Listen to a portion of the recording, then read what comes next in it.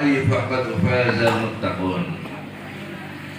Ibu bapak dan saudara rahimahullah, alhamdulillah dengan izin Allah, dengan pertolongan Allah, dengan ridha Allah Subhanahu wa taala, kita baru saja melaksanakan salah satu bentuk ibadah yang mudah-mudahan bermanfaat untuk kita semua. Allahumma amin. Nah, ibadah itu kita lakukan harus disertai dengan ilmu. Ketika Imam Ibnu Ruslan di dalam kitab Mawahibus Shalah itu mengatakan bahwa seluruh ibadah itu harus disertai dengan ibadah itu tidak sah apabila ibadah dilakukan tanpa niat. Iya. Jadi kita niatnya apa tadi itu? Ketika hadir di sini niatnya apa? Kemudian niat itu sendiri itu mempunyai syarat sah. Apakah niat saya sah atau tidak? Syarat sahnya yang paling utama adalah ilmun nawi bil manwi, pengetahuan orang yang berniat dengan apa yang diniatkan. Orang niat sholat harus tahu bagaimana sholat itu dilakukan. Nah, kita duduk di sini kebanyakan katanya mau bermanakib. Manakib itu apa? Pak. Manakib itu apa? Bu, Pak. Silakan sambil makan tidak masalah, tapi saya mau ditanya ya dijawab dong. Bu, manakib itu apa, Bu? Nggak ada yang jawab.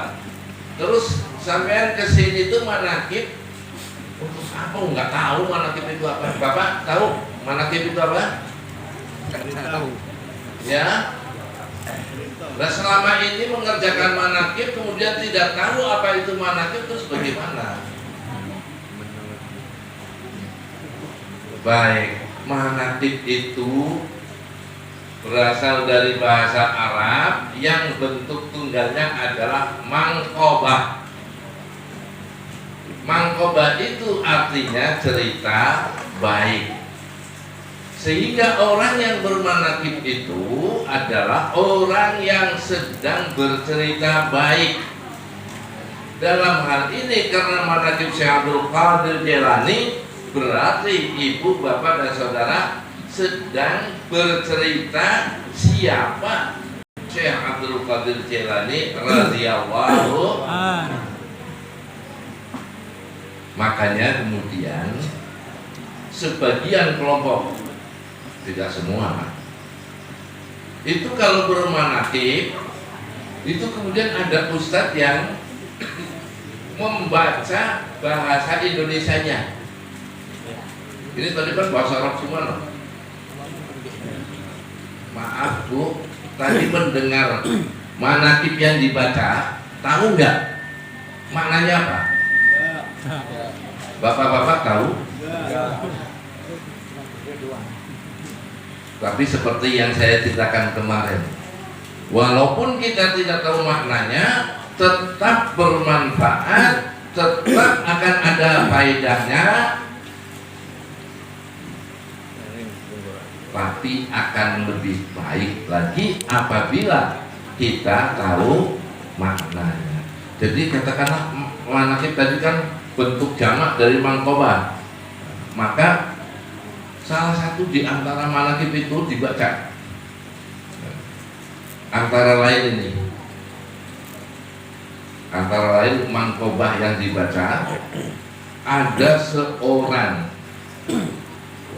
wali santri menitipkan muridnya kepada Syekh Abdul Qadir Jailani. Ketika si wali santri itu datang, Syekh Abdul Qadir Al-Jailani sedang makan ayam panggang, atau kalau dulu belum ada panggang ya, ayam bakar lah. Enak sekali.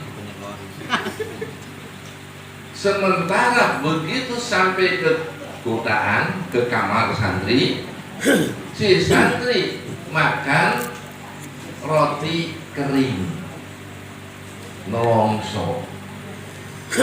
Lah, anak saya dididikkan di sini kok dikasih makannya cukup dengan roti kering. Roti kering itu ya roti yang sudah nggak dimakan. Sementara gurunya kok malah ayam bakar mewah. Maka kemudian mengetahui bahwa si wali santri itu punya kerentek, punya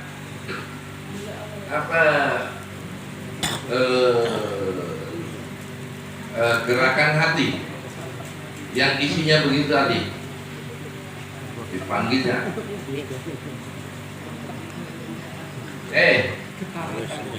wali santri di sini, kenapa kamu kok berburuk sangka terhadap saya, bahwa saya ini telah menelantarkan santri enaknya untuk sendiri? Padahal kalau ada yang semacam itu adalah latihan bagi santri untuk bagaimana seandainya pada suatu saat hidupnya kurang mampu. Orang yang sekarang kaya belum tentu kaya sampai meninggal. Jadi untuk melatih supaya misalnya, ya tentu kita berharap jangan sampai jadi orang marah, tapi udah siap. Maka kemudian Syekh Abdul Qadir Jailani, tulang-tulang yang ayam bakar tadi, bilang, hai tulang-tulang, kembalilah kamu kepada bentukmu semula. Si tulang itu bergerak sendiri sampai terlipat terlapis daging sampai tertutup bulu.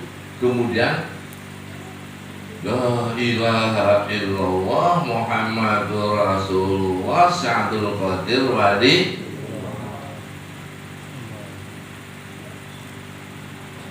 Melihat kejadian itu heran, udah jadi tulang bisa jadi ayam lagi. Kemudian Syaikhul Qadir Jailani bersabda, wahai wali santriku, seandainya nanti anakmu sudah bisa memiliki kemampuan menghidupkan makhluk yang sudah mati, maka boleh saja bersenang-senang. Sekarang ini waktunya berprihatin supaya bisa mendapatkan derajat yang lebih tinggi. Hadirin hadirat rahimakumullah, mudah-mudahan dengan satu macam cerita ini membawa manfaat untuk kita semua. Amin. Kemudian tadi sudah dikatakan manaqib itu apa? Cerita baik. Ibu bapak yang datang ke sini insya Allah bisyafaati Rasulullah sallallahu alaihi wasallam, karena tadi banyak baca salawat. Amin. Wa bi karamati Syekh Abdul Qadir Jailani. Amin. Ibu bapak yang di sini akan diselamatkan oleh Allah Subhanahu wa taala dari berbagai cobaan baik di dunia maupun di akhirat. Allahumma amin. Dengan datang ke sini karena tadi dari jam 8 ya sampai hampir jam 10 baca terus. Saya perhatikan, mohon maaf ini ada yang udah ngantuk. Ada yang sudah jenuh kemudian buka HP. Maaf, saya tadi juga buka HP, saya bukan karena jenuh. Saya tadi buka HP mau lihat apa yang harus saya sampaikan. Jadi lihat materi gitu lah. Boleh nggak buka HP? Ya boleh aja, nggak ada larangan. Tapi jangan sampai mempengaruhi aktivitas kita, yaitu sedang mendengarkan dengan baik apa yang disampaikan oleh guru kita di depan tadi. Saya katakan sekali lagi, walaupun tidak tahu artinya, tetap akan bermanfaat seperti yang saya sampaikan tadi malam. Hadirin hadirat rahimakumullah. Jadi yang ngantuk itu ya alhamdulillah, karena masih bisa datang ke sini.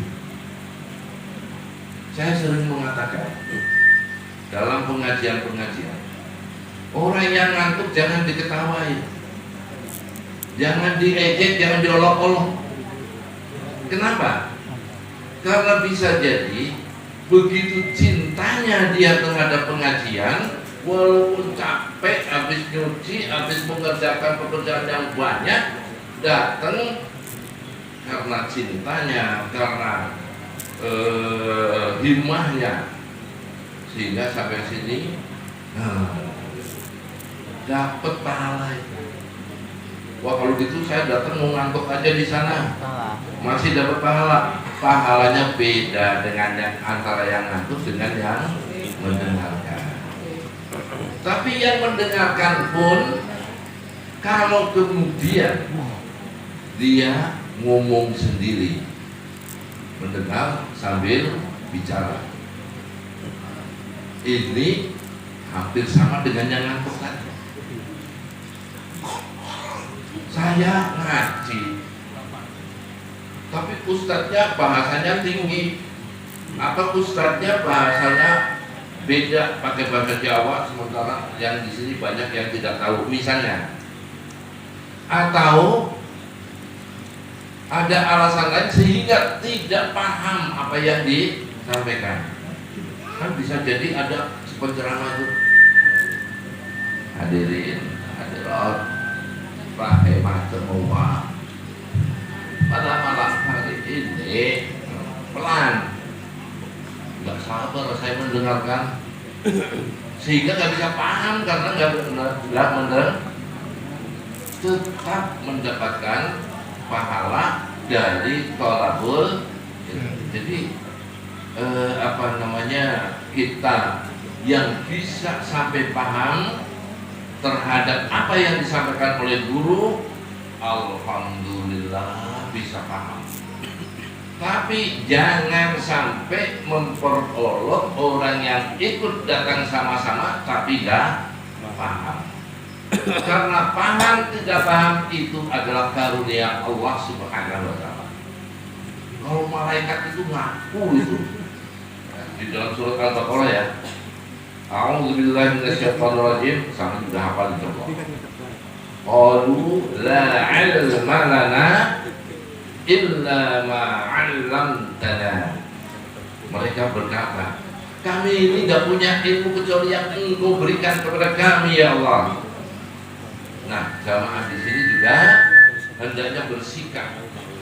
Kalau saya paham terhadap apa yang dijelaskan oleh guru, oleh ustaz, maka bersikaplah. Saya bisa paham itu karena karunia dari Allah Subhanahu wa Ta'ala. Hadirin hadirat rahimahullah.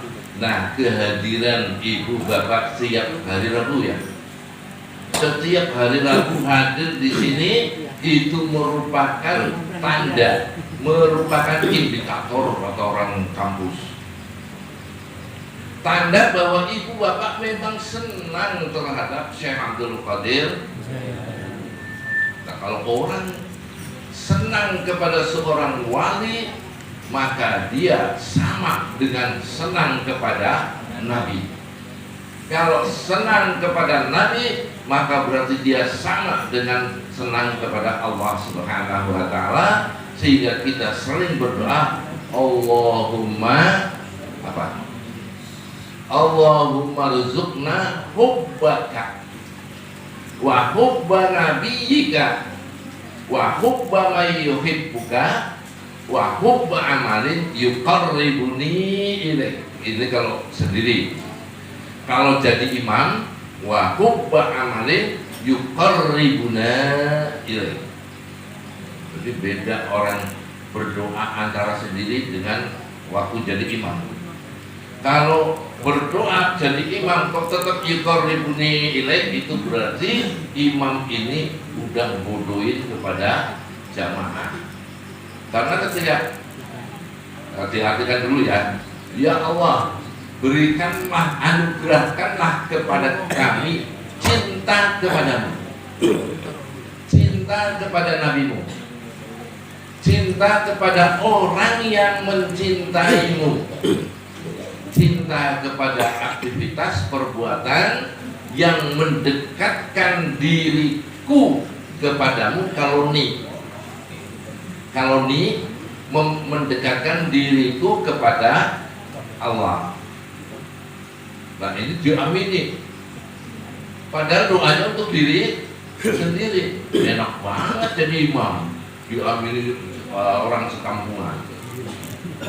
Tapi kalau yuqarribuna ilaik, yang mendekatkan diri kita dengan Allah Subhanahu wa taala, berarti makmumnya ikut ketika amin, karena termasuk dalam makna kita, maka juga insya Allah akan dekat dengan Allah Subhanahu wa taala. Ibu bapak dan saudara, kemudian setelah kita mencintai beliau Syekh Abdul Qadir Jailani,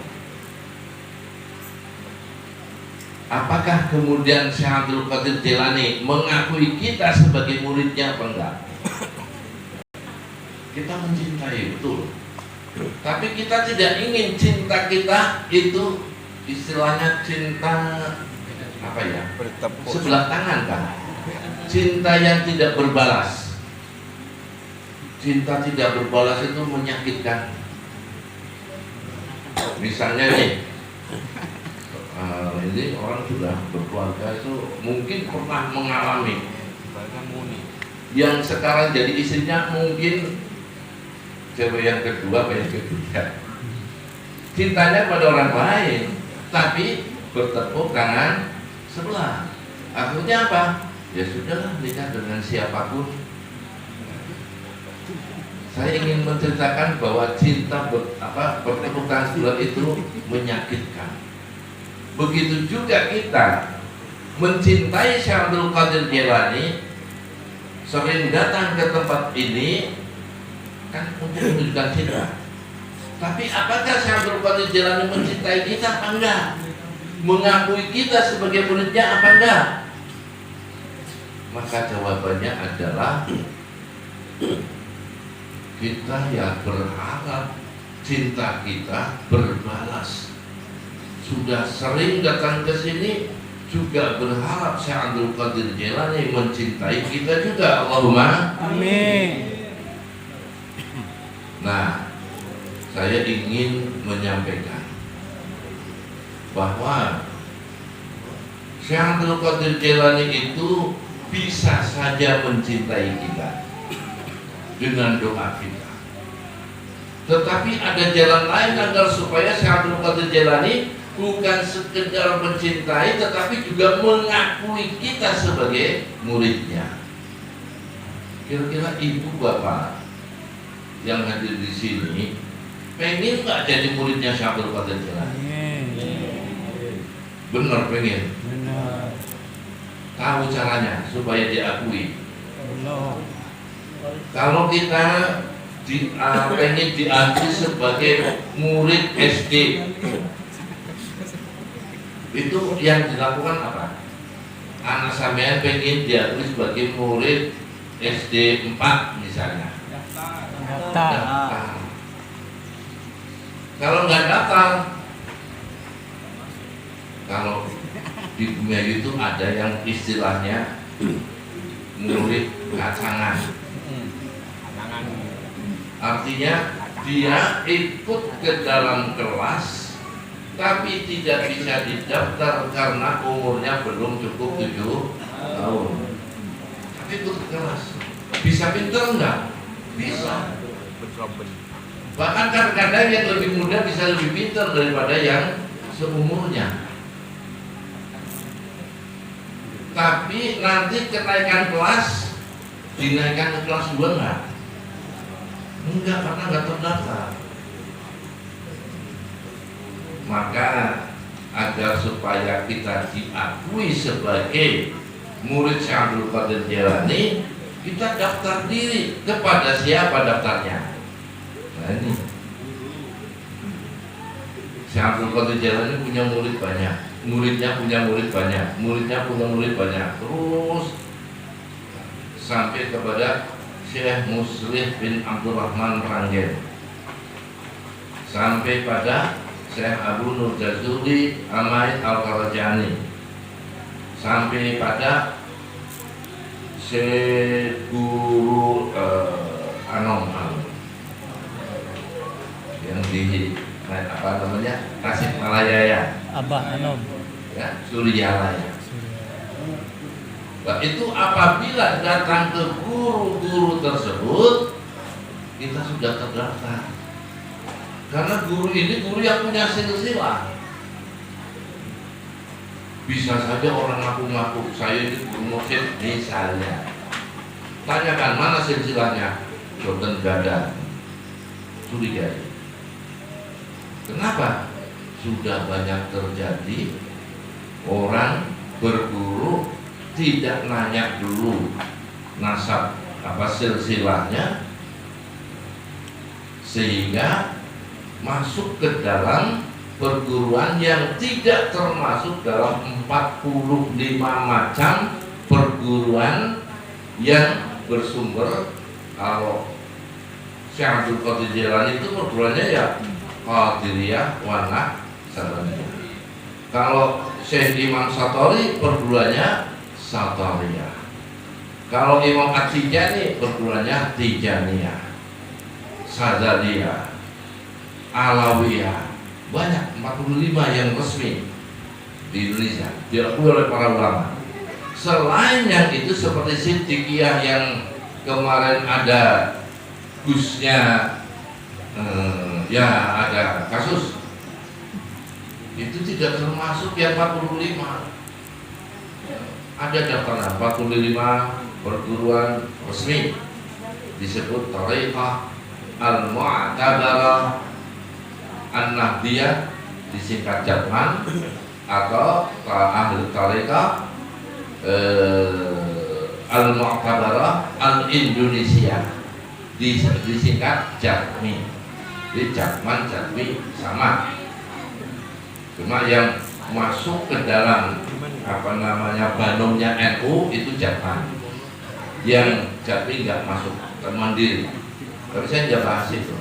Yang ingin saya sampaikan bahwa apabila kita ingin menjadi murid Syekh Abdul Qadir Jailani, diakui oleh Syekh Abdul Qadir Jailani, ya berarti kita mendaftarkan diri sebagai murid Syekh Abdul Qadir Jailani melalui guru mursyid yang mempunyai sanad. Nah, ibu bapak dan saudara rahimakumullah, apa namanya, karena masakan juga sudah ada di depan, yang sudah lapar juga sudah mulai ngambil, jadi saya mohon maaf tidak bisa saya lanjutkan. Mudah-mudahan suatu saat entah kapan kita bisa bertemu kembali dan kita akan menjelaskan tentang thariqah itu bagaimana. Tadinya malam ini, tapi pikir-pikir kurang tepat lah waktunya. Ya, kita kan memang harus bijak dalam hal ini. Kurang lebihnya mohon maaf. Wallahu muwaffiq ila aqwamit thariq. Wassalamualaikum warahmatullahi wabarakatuh.